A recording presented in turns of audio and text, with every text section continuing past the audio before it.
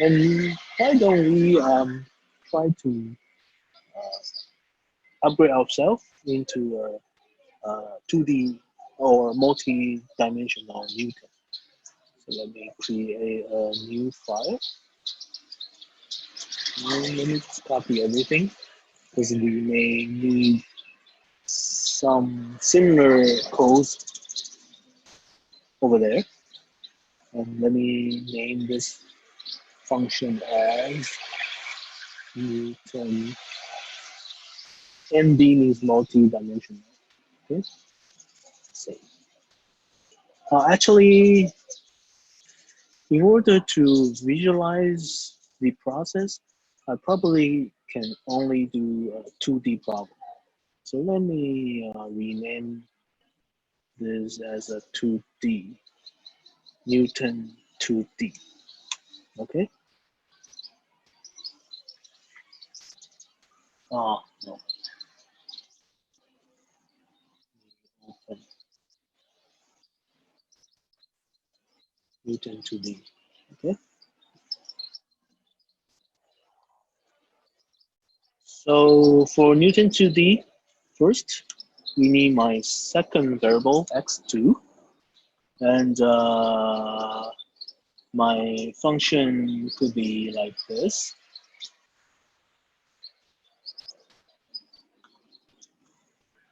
So x1 squared plus 10 times x2 squared. My initial setting is the same, but for my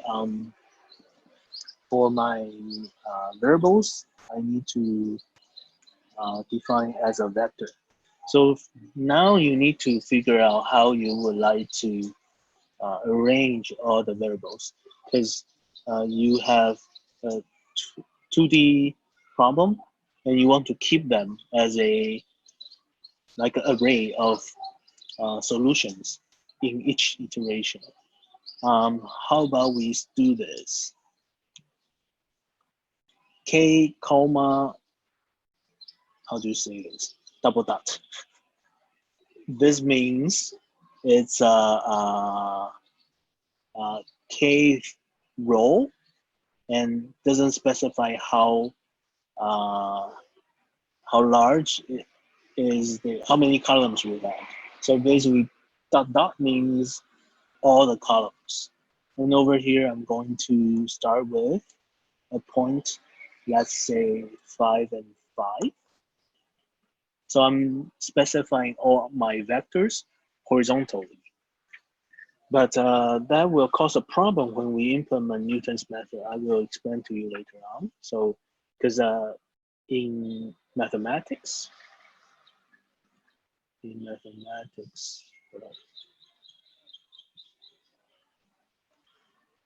we specify a vector, it's actually a vertical one. But in computer, a horizontal one sometimes is more easy to specify because computer codes are written horizontally. Then as a programmer, you need to figure out how you would like to define your variables, and this is how I decided to do it. So this time I'm not going to say x1 because I actually have x1 and x2. So let me just say x. So x underline v represent the vector. And if you are in a newer version of Matlab, you can actually update all the you can rename every part using yes. I think for me, I'm using Mac, so this is Command Enter. No, Alt Enter. No, Control Enter. Sorry, hold on. Control Enter. No, no. This is Shift Enter. Okay, so if you use Shift Enter, you can update every variable that you renamed, so you won't make any mistake. Shift Enter. Now, so this part is done. You just convert this line from 1D to 2D, become a vector. So the plotting zone is now a 2D zone. So here, let's plot out the region from -1 to 6 and -1 to 6. So this is how the plotting function in Matlab is utilizing. Basically, this is the minimum value of your first variable, maximum value of your first variable, minimum value of y, maximum value of y. Now for the display, initial guess. So your x will be two values. So here, let me use a bracket to represent the vector. And uh, here will be your values. Let's test this up to here.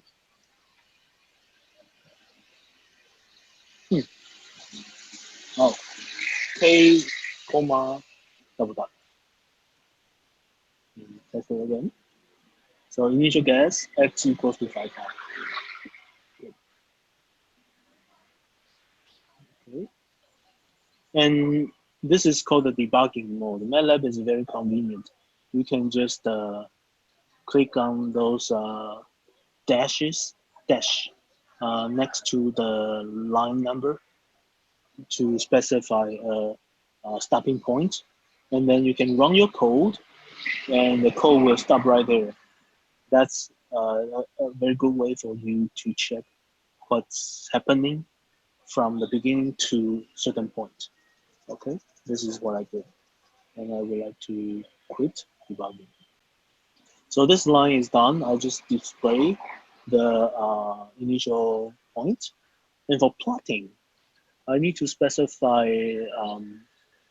a contour this time because we are dealing with a 2D problem. So easy contour is the command, and let me see if I can still specify the line width. Okay, you cannot because there are, let me explain why. Um, easy contour usually generates multiple contour, and it actually provides multiple lines, and every line has a object value. So it becomes a multiple output function. So that this way it doesn't work in this time because you cannot easily use one line to get multiple object, multiple output object. So this time I'm going to show you another way, which is h equals to um, I think it's called obj find object. Find object. Let me say line width 0.5 if I'm right.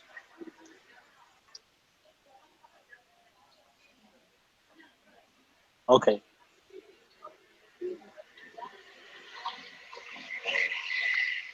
graphic array. Yes. So can I do this? So see, this is the contour. And if I let me see if I can get it. Step. Oh, but I also make everything become thick. Also the axis. Because I basically use this find object function to find every figure object inside Matlab. I think that's fine. We just have a thicker axis. No big deal. So that's one way of finding every contour lines, finding all the um, for the objects for all those contour lines. And I just found those and then specify them as a thicker line. And the rest should be the same. I change background color to white. I change font size to 15. And now I should plot out the point of my variable. So this time you basically just specify the x and y of it. So the specs x and y basically are those, oh, the comma 1 and comma 2 here and here. So this is your variable, the kth iteration, and the first one. Kth iteration and the second one. So basically your x coordinate and the y coordinate, and the rest are the same. Let's see if there's any bug.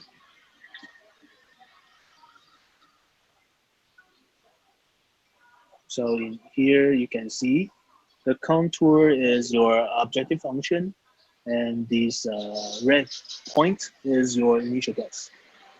Since we are plotting this, um, by default, Matlab doesn't plot the x and y in the same different length scale. So we need to make them even. So over here you can say x is equal and plot again. Then it looks more precise. And if you would like to see how the entire objective function look like, you can plot out a larger region, like from negative 10 to 10, negative 10 to 10, and plot again. You can see how the elliptical contours look like. And this is our initial guess. Okay, so let me quit here. And let's stick with negative 1 to 6. Now, the troublesome part is you need to write codes for all the derivative terms.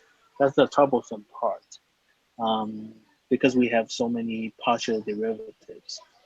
So let me say dfx and dfy as my components inside the gradient. But this one, the first one is a partial derivative with respect to x1. The second one is with respect to 2. Okay? And inside the Bayesian matrix, I will need to do, let me say, ddfxx,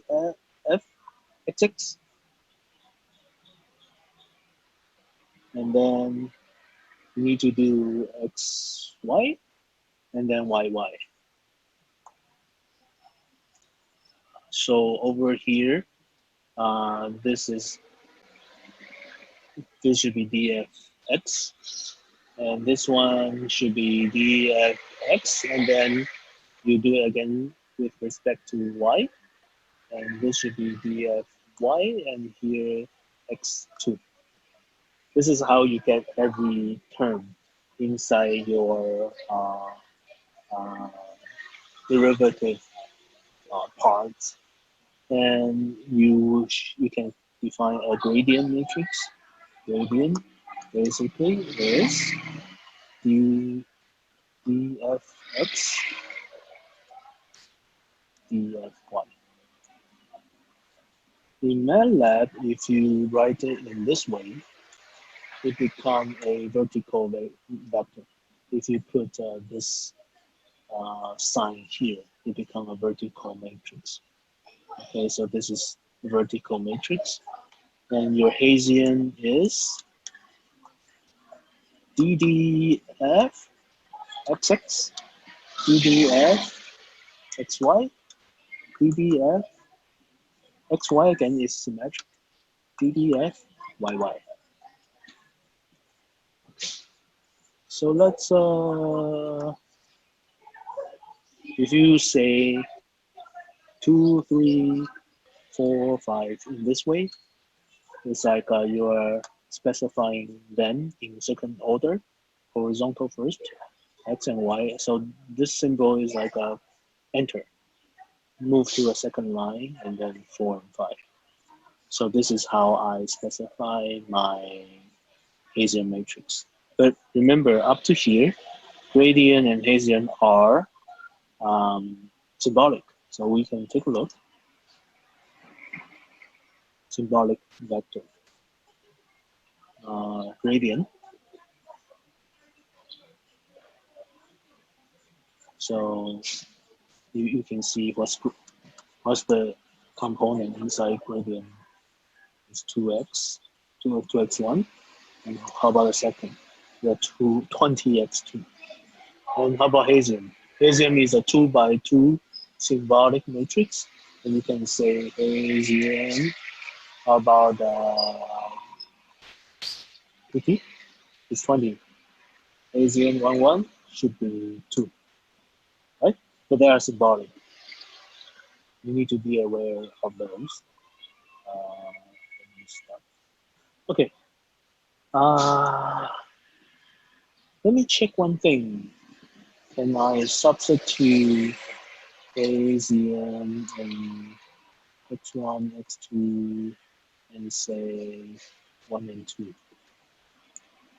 Yes, you can. But the answer is symbolic. What's that?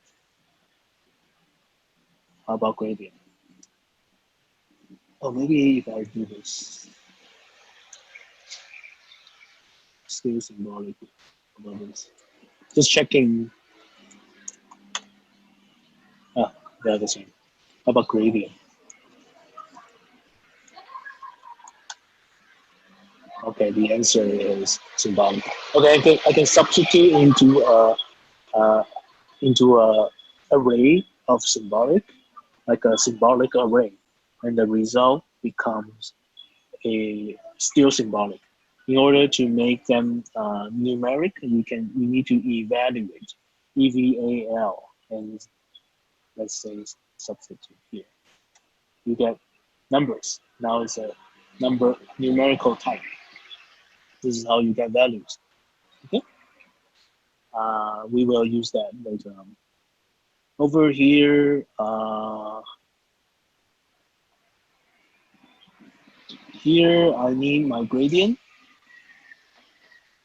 and underline V represent the numerical type, the values of the gradient, and I should substitute into gradient, and here you can use this. I just checked, and you can plug in your current value, the entire vector, just throw it in right here. And the result is symbolic, so you need to evaluate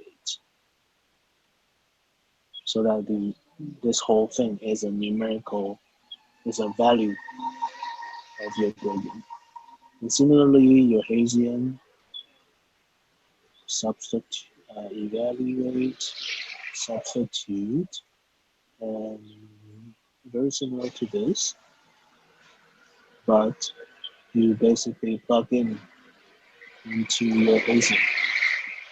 So let's check up to here to make sure everything's right. Yep. So your p-value, I should say underline V. Your gradient V is double type, and values are 10 and 100 at that current point. And let's evaluate them. And your Bayesian is 20020 double type because we evaluate already. Now the 2D Newton, basically we need to use, so because it's a vector, but we need to be aware this is a horizontal vector, so we need to transpose it. How to transpose in Matlab? Just how do you say that? I don't know what's the English. Yeah, just this. That's transpose. And then over here you minus the inverse INV. Let me see if INV is inverse.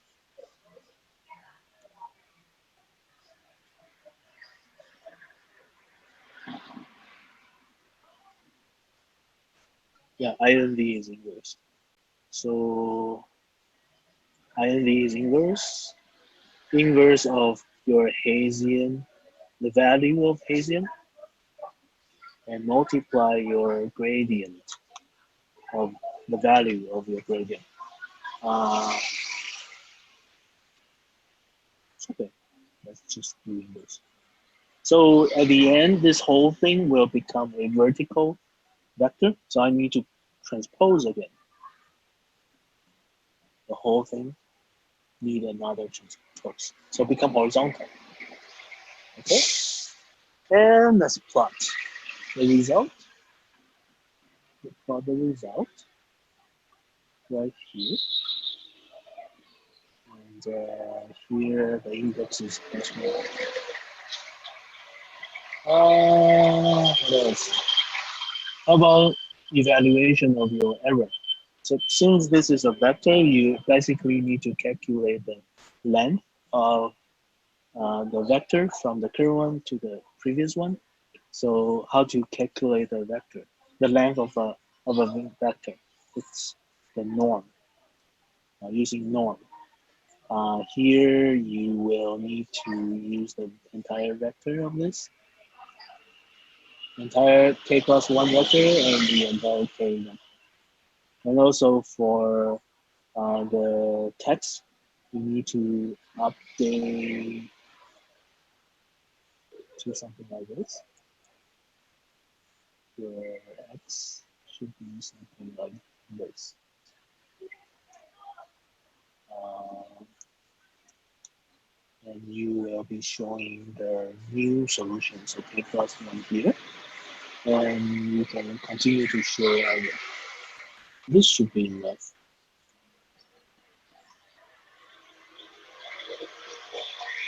So you can see, initially you have 5, 5, and Newton's method tells you your solution period should be 0, 0, but the length between 5, 5 and 0, 0 is 7 point something. So you should continue again. And the next iteration tells you 0, 0. So the difference between the previous one and the new one is 0. So you will stop. Okay. But like again, this is a very simple problem. Newton's method will be doing a very good job. So let's try a more challenging function. How about this guy, the exponential one? So if we do exponential here, and let's see what will happen. Hope it will be all right. Oops. Because it's an exponential function, it doesn't. The plotting is not very good because Matlab automatically evaluate where to uh, sample the contour value, but for a very nonlinear function like this, Matlab sometimes couldn't figure out where to draw the contour. That's why it's accumulated somewhere. But if we started in a smaller region, we should be able to see how nonlinear the function look like. Let's try 1 and 1, and let's just plot these region.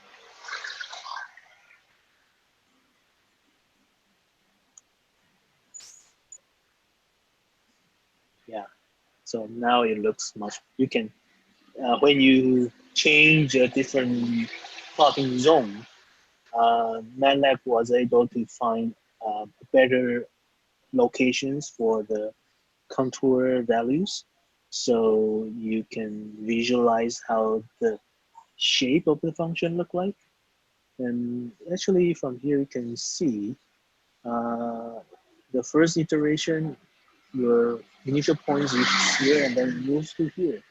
It's almost like it's moving along some kind of gradient direction, and then it's moving this way. Okay, so since Newton's method is still a gradient-based method, uh, it's it tends to move along the gradient, even though it's Newton. It's still following certain gradient direction.